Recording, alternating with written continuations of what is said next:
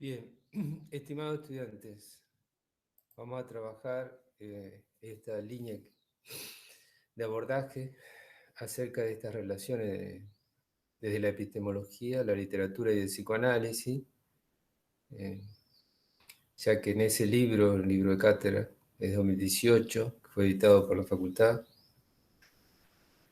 y por el editorial de Entre Ríos, están los textos para poder fundamentar simbólicamente lo que ya está en videos anteriores, el epistolario conflicto y acerca de Freud y el judaísmo, o la pregunta de si el psicoanálisis es una ciencia hebrea. Seguimos en esta relación de la palabra, o sea, pensando esta línea, ¿no? El psicoanálisis es una ciencia de la palabra, una ciencia en el aspecto ligado al arte, es un arte del bien decir, del bien hacer, un oficio de la palabra, un oficio en la palabra. Y así podemos seguir los deslizamientos, ¿no? Los juegos de deslizamiento. Comienzo con una mención que es una respuesta de alguna manera a una estudiante que preguntó de qué era esta referencia que yo suelo repetir del gigante de los pies de barro. Es una referencia que la encuentran en el texto bíblico, en el Antiguo Testamento, en la escena, digamos, cuando los judíos fueron esclavizados y llevados a Babilonia, pasaron a ser parte de su cultura, lo mismo sucedió en Egipto, y muchos, digamos, bueno, se transformaron, digamos, en parte esencial de la cultura, sobre todo ligado al poder y ligado al saber, ¿no? En sabios, y en profetas que sin dejar la fe de su Dios, digamos, tenían lugares porque eran reconocidos, ¿no? Por esa vinculación. Sucede que el rey, en este contexto, Nabucodonosor, tiene un sueño que lo atormenta. Ese sueño que lo atormenta, entonces, llama a sus sabios, ¿no? De la corte y le pide que le interpreten el sueño. Y los sabios le dicen, bueno, díganos el sueño. Y Nabucodonosor le dice, no, si ustedes son sabios, tienen que saber que soñé. Y esto desconcierta a los sabios de su corte que estaban ligados a otros dioses, no a Yahvé. Y entonces se enfurece Nabucodonosor y hace un decreto de eliminar a todos estos sabios, ¿no? Incluyendo otros que no estaban ahí en la corte, y ahí aparece el tema de Daniel, este profeta, ¿no? Cuando es notificado Daniel de que va a ser ejecutado, bueno, él comienza con otro grupo que estaba acompañándolo, una noche de oraciones y pedido para poder que Dios le revele el sueño y presentarse en la corte de Nabucodonosor y revelárselo y así liberarse del castigo. Sucede que Dios le responde y le explica, le muestra el sueño y se lo explica. Entonces se presenta Daniel y le dice al rey lo que soñó. Y esto que había soñado era precisamente de un gigante, ¿no? Que tenía una cabeza de oro, tenía pecho y brazos de plata, tenía un vientre, ¿no? de cobre o de hierro en algunas versiones, también las piernas, pero tenía los pies de barro y se desprende una roca de una montaña y va hacia sus pies y golpea los pies de barro y cae ese gigante. Entonces Daniel le dice que ese gigante es el imperio que él ha construido, que la cabeza de oro es él, su momento, que el pecho y los brazos son sus inmediatos colaboradores, ¿no? Sus descendientes, en segunda generación, en tercera sería, digamos, este otro metal del hierro, o el cobre, y luego, digamos, la división y la caída y la desaparición.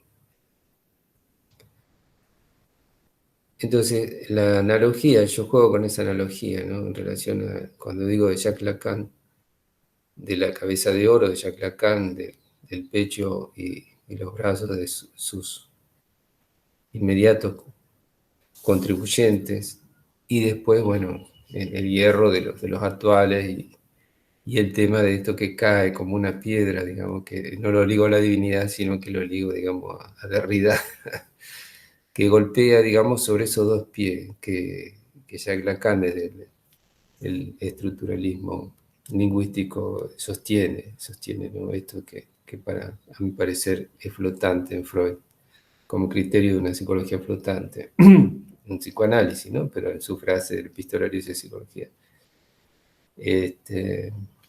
Flotante en cuanto que está puramente sostenida en el significante. Y golpea sobre esos dos pies, y esos dos pies son precisamente el lenguaje y la sexualidad. Entonces, la deconstrucción del lenguaje y la deconstrucción de la sexualidad, que está como posibilidad dentro de la misma lingüística estructural, hace caer todo lo que se había construido, ¿no? También haciendo mención de que actualmente el psicoanálisis, digamos, hay toda una deconstrucción del propio psicoanálisis por nuevos psicoanalistas. Bueno, espero haberle explicado a la estudiante por qué la referencia del gigante de pie de barro. Ahora bien, vamos a esta propuesta. Vamos a leer a la cabeza de oro. Dice, no él, sino la escritura del Power en el que me estoy sosteniendo, que se los voy a favorecer también. La ciencia que se transforma en arte por la vía de la palabra, ¿no? Y que su episteme es la palabra, porque la rigurosidad se sostiene en la misma episteme de la palabra, ¿no? Por eso yo le estoy insistiendo tanto, le estoy referenciando al lenguaje hebreo, le estoy mostrando cuál es la episteme, digamos, ¿no? de la estructura de ese alfabeto, cómo se reproduce en la estructura del psicoanálisis, los trípticos, que yo tomo como referencia para desplegar, digamos, porque necesitaba tener un punto de apoyo en una episteme para hacer ruptura, precisamente con la lógica binaria, que era la del contexto y la de ciencia, en todas sus versiones, y luego desplegarme a las otras lógicas, a la continuidad que hace Lacan, en la lógica cuaternaria, de Deleuze y Guattari en el rizoma, y a la holística en sus versiones gnóstica, mística y mítica. Entonces, este juego, ¿no? Que tiene, digamos, corazón de metáfora, ¿no? El corazón es la metáfora. La metáfora en su juego de condensación y desplazamiento en vía freudiana, si ustedes quieren, y en vía lingüística, metonimia y metáfora. Y en la categoría, digamos, que estoy trabajando acá, es la categoría ficcional, ¿no? En la ficción. Esta necesidad que tiene el psicoanálisis de trabajar las construcciones, ¿no? Por eso esto que yo ya he mencionado, que ahora voy a repetir, la novela del neurótico. Es decir, esto que se construye y que se hace letra, y que es una narrativa donde el sujeto busca historizar experiencias, ¿no? Experiencias de emotividad, experiencias existenciales, afectivas, que, bueno, se ligan a toda una energía que tiene una significación de sexualidad, ¿no? En cuanto a interés, que esto puede estar sublimado como destino de esa pulsión, y una de las vías sería esta cuestión de la curiosidad, diría Freud, ¿no? De querer saber, ¿no? De esta mirada. También se liga la pulsión de la mirada en cuanto a ver, ¿no? Como se dice, ¿no? A tenerla clara, ¿no? En la versión popular, a buscar esa claridad. en la comprensión. La verdad tiene estructura de ficción. Vamos a leer a Jacques Lacan en Literature, ¿no? Una publicación de la escuela freudiana. Está tomada en un suplemento de la escuela freudiana. Está la cita después, si ustedes quieren buscar y leer todo el texto, un texto corto. Dice: la verdad refuerza la estructura de ficción, ¿no? La verdad, es decir, la refuerza, porque tiene que ser, digamos, la narrativa completar, ya que la verdad no puede decirse toda, sino que una parte y la otra parte se construye, ¿no? La verdad refuerza la estructura de ficción que denoto allí por el hecho de que esta ficción está sometida a las leyes de la cortesía. Singularmente, esto parece tener como resultado que no haya que proteger allí nada reprimido. La ley de la cortesía también señala, Jacques Lacan, que cuando dos sujetos se encuentran, sujeto genérico, y algo la verdad se pronuncia, hay un efecto, ¿no?, a través de la palabra en uno y en otro. Hay que pensar ahí el contexto del psicoanálisis, ¿no? La transferencia y la puesta en alto del inconsciente dentro de esa frase, ¿no?, dicha que parece más existencial o de la vida cotidiana. Ya que lo reprimido mismo acierta a alojarse en la referencia de la letra. O sea, la letra porta una verdad. Fíjense en ustedes, liguen esto que le estoy diciendo con todo lo que ya le desarrollé, ¿no?, de la letra hebrea. Fíjense si esto no es la letra hebrea. Eh, en otros términos, el sujeto está dividido, como en todas partes, por el lenguaje, ¿no?, uno de los pies del gigante del barro. Pero uno de sus registros puede satisfacerse en referencia a la escritura y otro a la palabra. O sea, esta letra en lo hablado y la letra en lo escrito. Bien, la letra en lo hablado, ya hay suficiente hablado sobre la letra en lo hablado y en su formación todo el tiempo, ¿no? Hay una insistencia. Pero ¿qué pasa con la letra en lo escrito? Y ahí es donde nosotros proponemos y articulamos, insistimos con el ensayo psicoanalítico. Ahí está la letra en lo escrito, donde está la estructura del inconsciente. Pero hay que tener un saber hacer. En general, los colegas psicoanalistas, casi todos hacen referencia a su clínica y es pura letra hablada. Y es una posición de exposición para producir un cierto efecto de fascinación en muchos casos, por una cuestión narcisista de quien expone, digamos, demostrar un saber hacer, digamos, ¿sí?, que es ficcional también, porque Popper diría, bueno, pero ¿cómo constatamos eso que usted está diciendo? No será una invención suya. Acá no está el paciente para que testifique que usted lo que está diciendo se produjo de la manera que se hizo y usted desarrolló todos esos giros, esas interpretaciones magníficas y fantásticas y produjo una curva. No hay ni una posibilidad de constatar eso, diría Popper, ¿no? Entonces yo le estoy creyendo que sí.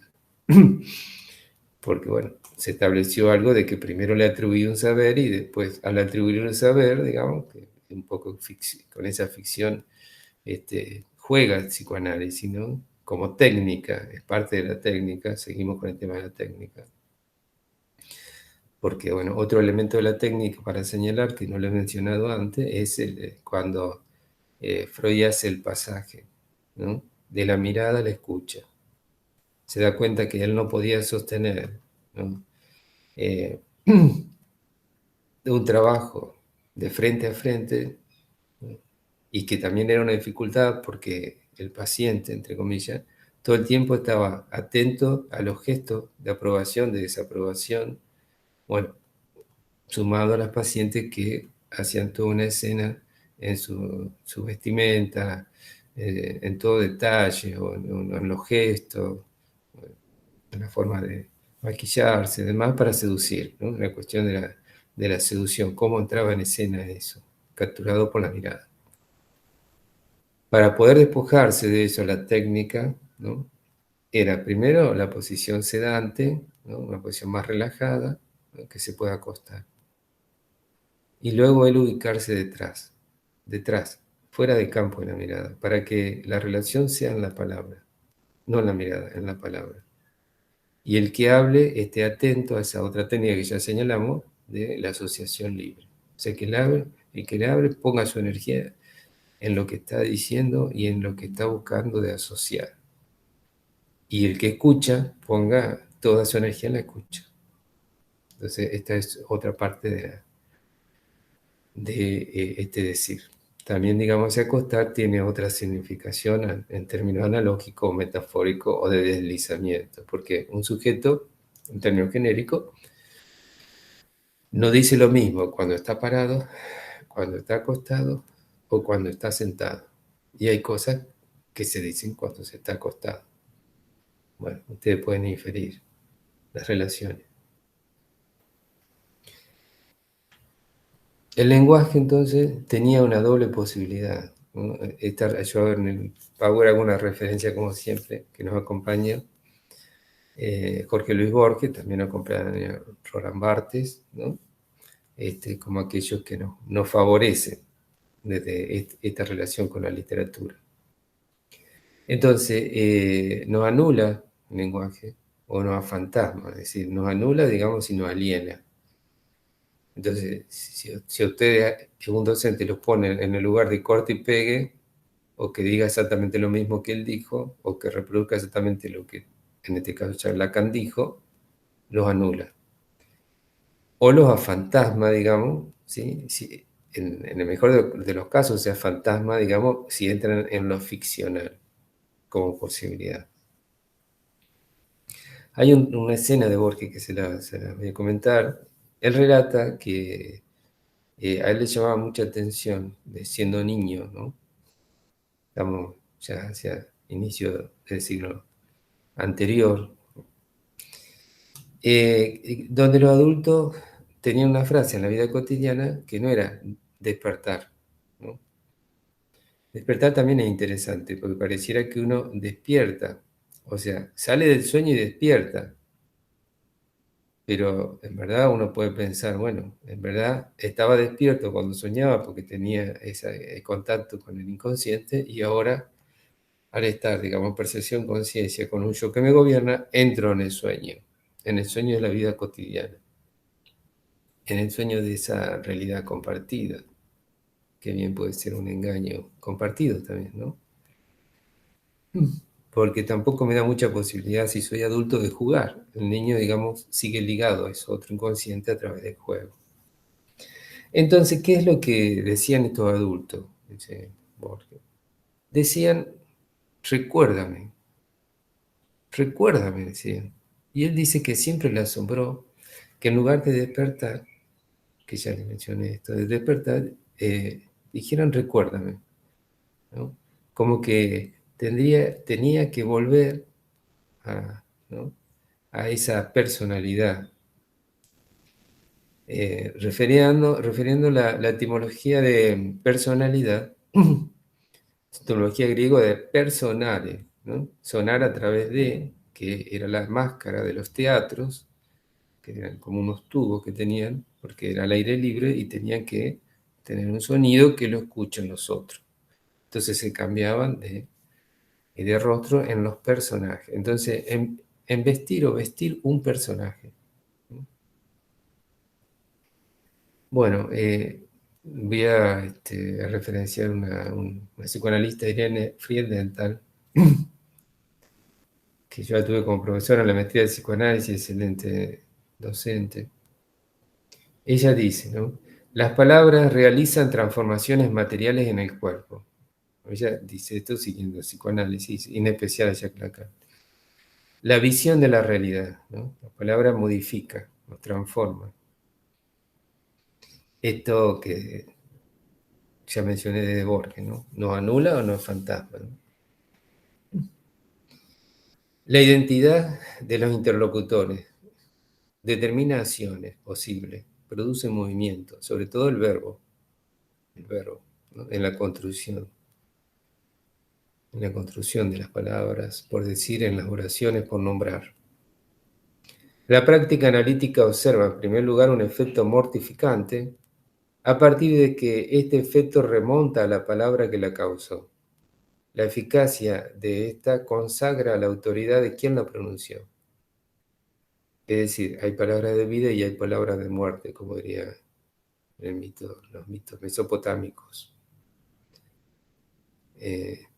O como diría Freud en Totem y Tabú, curamos o enfermamos a través de las palabras. Pero no de cualquier palabra y no de cualquiera que diga esa palabra. No es lo mismo la palabra de alguien que es sumamente importante para uno, que está en una relación transferencial afectiva, ya sea de amor o de odio, que otro que al cual uno no conoce. No tiene los mismos efectos. ¿Acaso no hay palabras que ustedes recuerdan, que fueron dichas hacia ustedes, de seres que han amado o que tal vez después odiaron, digamos, pero que las recuerdan? Son frases, ¿no? Son palabras que los acompañan, en el mejor de los sentidos, ¿no? Los acompañan como una sombra, ¿no? Porque es eso, es parte de su sige. Sige, en su etimología es sombra, ¿no? En el aliento, ya que la palabra le da aliento. Y no es eso cuando ustedes piden un aliento, es decir, pide a alguien que los acompañe y que les dé una palabra, que les diga algo sobre algo, porque ustedes de pronto no tienen palabra o se quedaron sin aliento. O ¿cómo resolver esto? ¿Cómo salir y producir un movimiento? Bueno, una palabra lo puede producir. Y ahí tenemos que pensar en el tema de las ideas. Hay ideas, digamos, que producen movimiento y eso genera una ideología y pone en acto, digamos, las dos versiones, digamos, como posibilidades de acción de la filosofía, que son la política y la ética. O sea, genera un movimiento político y genera una nueva ética, un nuevo ethos, una nueva forma de relacionarse. Pero eso puede, en este sentido, puede ser eso instituyente favorable y generar un nuevo instituido o generar, digamos, una destrucción de lo instituido en un sentido, digamos, de ir en contra de la ley. Y ahí ya no es favorable. Será favorable para un grupo de poder, pero no es favorable para un sujeto porque si se queda sin palabra y si esa palabra está rota, como dirían los rabinos hebreos, si está rota, bueno, hay quiebres, ¿no? Fracturas, divisiones, y el sujeto sufre exactamente lo mismo en su subjetividad, quiebres, fracturas, divisiones. Bueno, está la mención a la ley, que ya lo he mencionado muchas veces, y luego trabajamos en el taller con Borges. La tradición hebrea, por supuesto. La letra y el amor. Hablar, escribir, leer, vinculiza la demanda de amor. Abre o cierra el pedido de ser amado. Es decir, porque bueno, todo hablar se entiende en psicoanálisis una demanda de amor cuando se pregunta sobre todo. Y todo escribir también.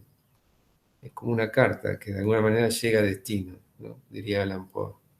Puede estar en sufrimiento porque está en espera, pero en algún momento llega. Y si no llega, queda anudada y amordazada en el cuerpo, en un síntoma, ¿no? La definición de síntoma de Jacques Lacan.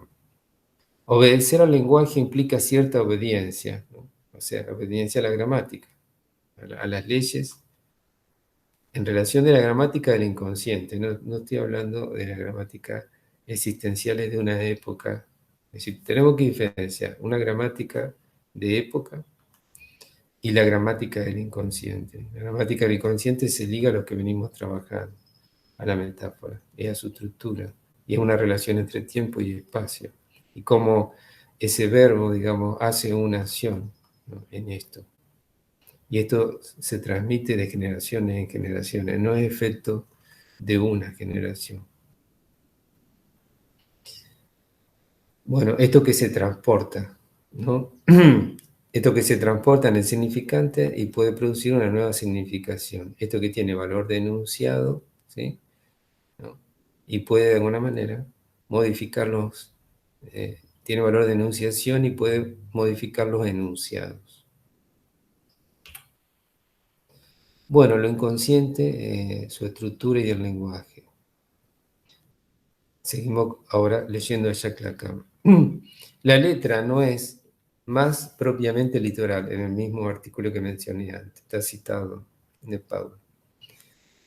Hacia el litoral en cuanto nosotros estamos en el litoral, es el borde, ¿no? La figura, digamos, de la banda de Moebius, ese 8 que es interior y exterior, que ahí está el neologismo que él propone, extimidad, lo interno y lo externo. En momentos externos se hace interno, en otros momentos internos se hace externo, y ahí rompe la lógica binaria. La lógica binaria diría interno-externo. Esto no, en los dos al mismo tiempo. La letra tiene este valor, ¿no? De extimidad. También de litoral, están en el borde, ¿no? En la punta de la lengua, si ustedes quieren. Para hacer una referencia. Esa letra, esa palabra que no sale y está en la punta de la lengua, ¿no? La lengua en relación al lenguaje, pero tiene una referencia física, ¿no? Orgánica también. La letra no es más propiamente litoral, sea figurando que un dominio entero constituye la frontera del otro por el hecho de que son extranjeros hasta no ser recíprocos. Dibuja el borde, ¿no? Del agujero. Hay un agujero, hay un borde y hay un agujero. Pero gracias a que hay el agujero, porque el agujero tiene que ver con esto de la falta. Y el agujero es lo que permite el movimiento, como diría el Tao Te Ching, el Lao Tse. Es decir, los contrarios, ¿no? Son parte de lo mismo y porque hay un vacío se produce el movimiento. Y estamos hablando de lo mismo, son dos culturas diferentes, pero estamos hablando de lo mismo, pero acá ligado a la letra. Entonces, justamente lo que la letra dice a la letra, es decir, leer a la letra, es decir, poder seguir esos pasos de la letra, ¿no? Para lograr una interpretación. Y ahí el valor de una palabra, ¿no? ¿Cuánto puede contener? Se lo digo en términos de Borges, lo que se cifra en el nombre. El nombre de ustedes, ¿cuánto contiene de cada uno de ustedes? ¿Tiene una etimología? ¿Tiene un destino en su etimología? Indaguen cuál es su origen de su nombre, de uno, de dos. Lo mismo sucede con el apellido, más complejo porque hay una afiliación escondida. Entonces, hay un destino posible, aquel que le puso un nombre. ¿Qué significación? ¿Por qué le puso ese nombre? ¿Buscó? ¿Indagó? ¿Quiso ese destino en la significación y en la polisemia del nombre? ¿O reprodujo una escena fantasmática de alguien familiar que se encarna como un fantasma en el nombre propio? ¿Cuánto hay para indagar en el nombre? ¿No? ¿Cuánto de ficción y cuánto de construcción y sostenida en la ficción esa construcción que se recrea y que se puede resignificar en un psicoanálisis, ¿no? Descubrir que uno tiene la posibilidad de otro destino en relación de poder apropiarse de su nombre, ¿no? Y ahí la frase en nombre propio. Se autoriza en su nombre, lo hace propio, esto que fue dado por otro. Entonces, ¿cómo podría ésta negar que por colmar ese agujero apela a invocar al goce? Bueno, acá hay un tema delicado, profundo, de muchos años de estudio, pero bueno, voy a hacer una referencia mínima. Se lo voy a dar con un ejemplo. Una vez, bueno, como tengo esta ficción de publicar libros, creo que ya me voy a detener con esto, por cuestiones económicas, no por deseo, por una fuerza mayor. Pero bueno, fui cuando existía la presencialidad, ese tiempo anterior a este estado eh, de emergencia, de crisis. Tal vez después con este video uno se ría y diga, no, esto, ¿cuánto hace de esto? Ya pasó esto. Bueno, ojalá ya pase todo y tengamos ese devenir más favorable. Bueno, en ese tiempo, de muchos años atrás, de varios años atrás, fui a un programa de radio cultural a publicar, había publicado uno de los libros y fui a hablar de eso, de ese libro, para sociabilizarlo. Bueno, la entrevistadora era una comunicadora que, bueno, había hecho su carrera en ciencia de la comunicación y, bueno, generalmente esta cuestión del emisor, el receptor, bueno, también toda una cuestión ideológica ligada a Chomsky y los lingüistas, y bueno, todo un discurso. que yo no quería ingresar en eso, porque a mí lo que me interesaba era hablar del libro, a eso fui. Pero bueno, eh, esta locutora estaba inquieta en indagar esto de qué era la comunicación para el psicoanálisis. Un poco ella ya tenía la respuesta. Simplemente, bueno, en esos juegos, digamos, quería exponer su respuesta. Y entonces le di lugar. Que bueno, que me diga qué era. Ella hizo todas las veces una postura, digamos, más política en relación a Chomsky. Este, bueno, y yo quería seguir hablando. Está bien, le digo, y volví sobre el tema y ella no me dejaba, volví a insistirme con esto. Hasta que, bueno, yo no quería entrar en una lógica binaria, digamos, porque un poco el juego era de la lógica binaria, digamos, ¿no? Y ahí iba a perder, porque ella ya estaba con su respuesta y con las cartas sobre la mesa, digamos. Entonces, tampoco quería yo esa escena de entrar en esa logia y encima, digamos, la, la humillación, ¿no? Bueno, no correspondía, digamos, ¿no? Quería algo más amable. Y entonces, bueno, digo, la comunicación no existe. No era que se me ocurrió a mí, lo decía Jacques Lacan. Cuando le dije que la comunicación, esa mirada no me la olvido. Entonces advertí que lo decía Jacques Lacan, para que no tome algo personal. Puse una terceridad y una autoridad intelectual. Enseguida preguntó, ¿por qué? ¿Por qué? ¿Cómo que no existe? Si ella está ahí en la radio, ¿cómo que no existe? ¿Qué cosa es esta? Loca. Entonces le dije bueno, que ese decir tenía que ver, digamos, en que no se sostenía en esos principios que se creían sostener del emisor y el receptor, sino que se ligaba a una posición de goce. O sea que eh, el hablar era, ¿no?, una búsqueda del goce. Esto daba cuenta de que la mayoría hace un monólogo, se encuentra con otro, hace un monólogo y se va. O hay gente que está todo el tiempo hablando, no dice nada. Es decir, porque hay algo del goce en las palabras. Como también hay algo de goce en el silencio. No creen que lo opuesto es lo diferente, no. Pero bueno, que en verdad le hice ese señalamiento ahí, digamos, como para terminar eso y poder seguir hablando de lo que yo había querido comentar. Bueno, comento esto por esta referencia, ¿no? Espero que le haya servido esta escena, porque se trata en este punto de eso, del goce. Interesante la vida del goce y le va a llevar un tiempo, pero cuando puedan, digamos, tener más formación simbólica, esto le va a ayudar a entender la sexuación, la posibilidad de la sexuación y cómo se juega ahí la femenidad.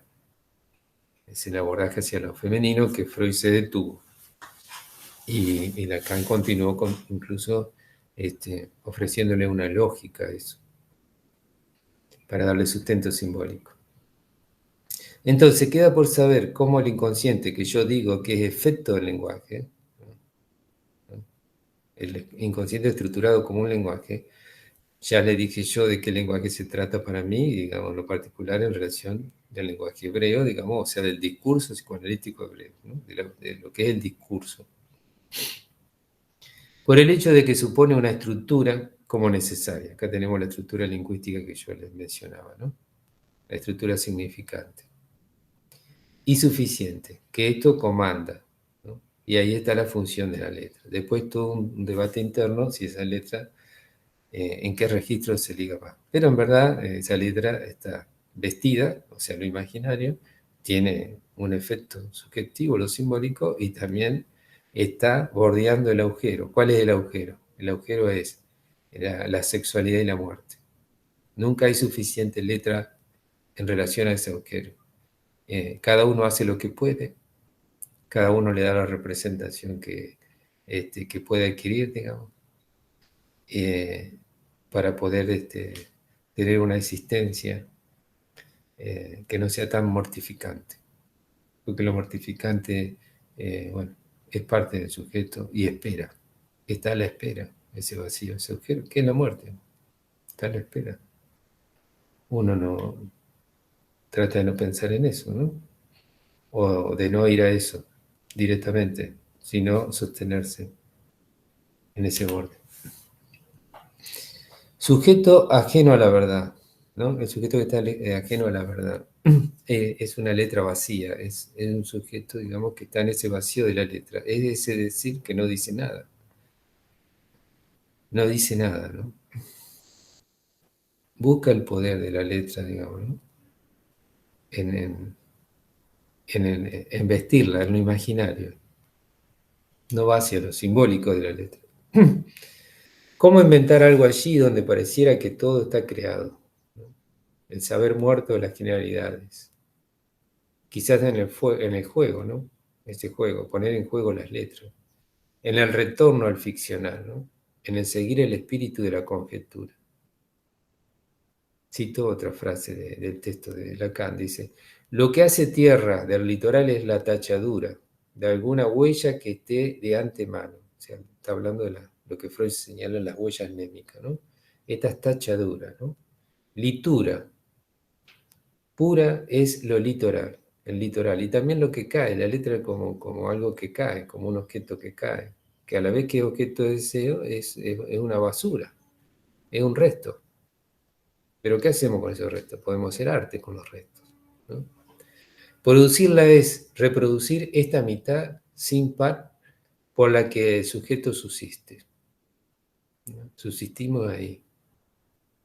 Y ahí está, digamos, esta postura de este autor. Sujeto de discurso, ¿no? El sujeto de una construcción de discurso. Esto lo van a escuchar hasta que terminen la carrera y de que se liga al psicoanálisis lo seguirá escuchando. Pero de ahí que lo entienda hay un paso pequeño, pequeño y gigante. Tomar la verdad del fragmento en lo que emerge, un fragmento que dejará un resto y se encauzará en la subjetividad a emerger. La ley de la metáfora. Estaba pensando, ¿no? Está un poco denso este audio, me parece. Pero bueno, para que se vayan acostumbrando. Les leo un poco más.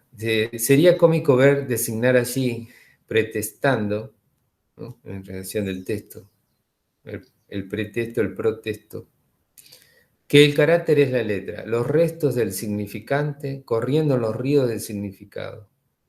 Es la letra, como tal, quien presta apoyo al significante según la ley de la metáfora. Según la ley de la metáfora.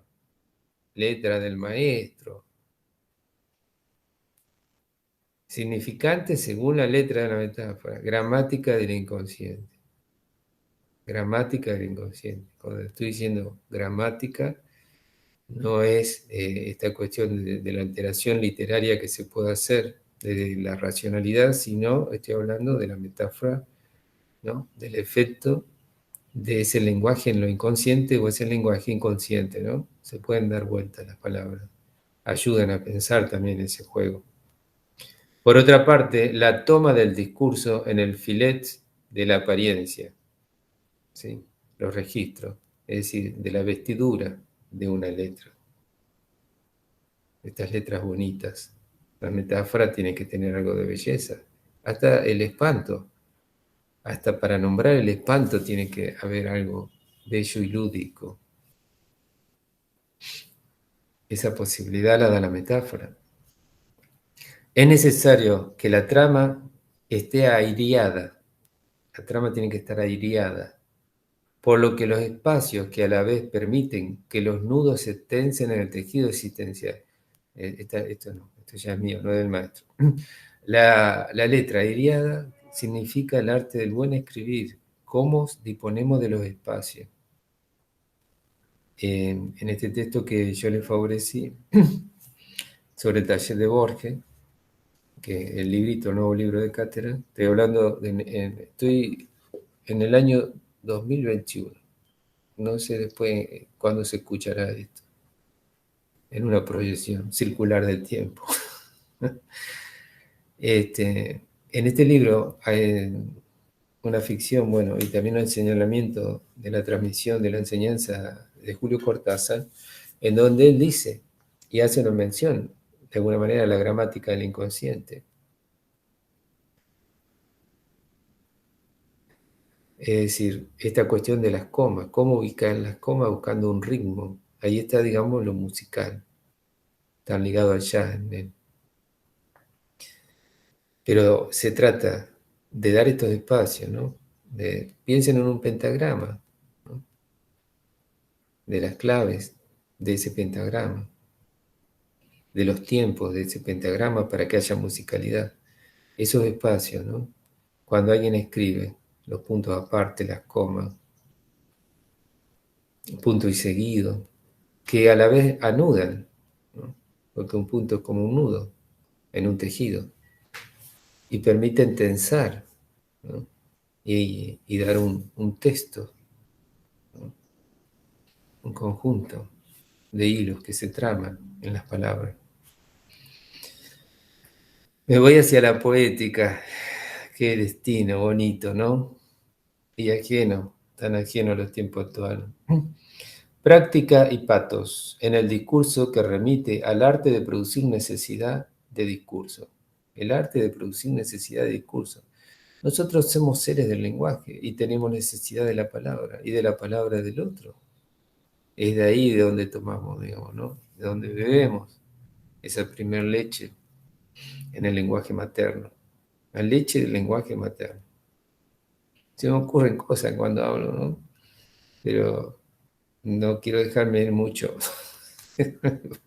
para no hacer tanto tiempo de discursivo y que los canse, los aburra. Entonces, la necesidad es una forma de resistir a la muerte. La necesidad del amor, una forma de resistir a la muerte. Otra frase. La necesidad de la palabra. Acá teníamos la necesidad del lenguaje. Y después ustedes van a, cuando trabajen las estructuras clínicas, van a trabajar este tema de la psicosis, ¿no? Que está en el lenguaje, pero está fuera del discurso. Se lo dejo ahí como algo que puede interrogarlo ustedes e ir a averiguar en años posteriores qué es eso, de qué se trata. Hay que leerlo dentro de esta teoría. Amor y praxis. Bueno, amor y praxis. En el seminario de la transferencia, donde es un seminario bellísimo, de Jacques Lacan, él habla del banquete, el texto de Platón del banquete o del amor. Él plantea un teologema, o sea, un principio, ¿no? Un principio que en este caso está ligado a la exégesis, ¿no?